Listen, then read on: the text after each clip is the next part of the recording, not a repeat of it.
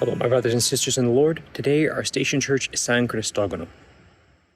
So San Crisogono, or San Crisogonus, is probably the oldest church in Rome. Now, when I say that, I mean the building itself. As we've said a couple of times as we've been visiting these various churches throughout Rome, many of these were originally houses that Christians met to celebrate the Mass. They were shrines dedicated to the martyrs that were later converted into churches. But San Crisogono is debatably the first building that was intended to be a place of Christian worship. From the beginning, it was made as a church. And so we have one of the earliest buildings intended as a church in Rome, presumably even built before the Edict of Milan. So this is a very, very ancient place of Christian worship. For meditation today, I want to focus in on who actually runs this church or administers this church.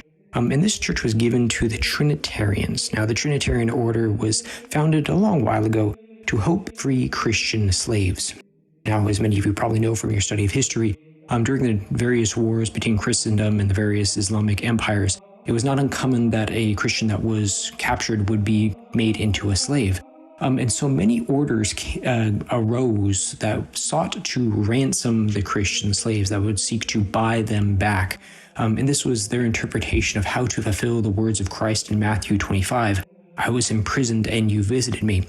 And so there's this nice little image of Jesus breaking the chains and breaking the bonds, showing forth what the Trinitarians started as, and also what Christ continues to do for us on a spiritual level, breaking us free from the things that keep us captive.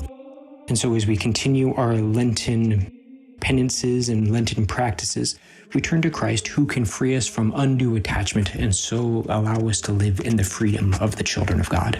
Anyways, my brothers and sisters, may God continue to bless you during your Lenten pilgrimage, and hopefully I'll see you around.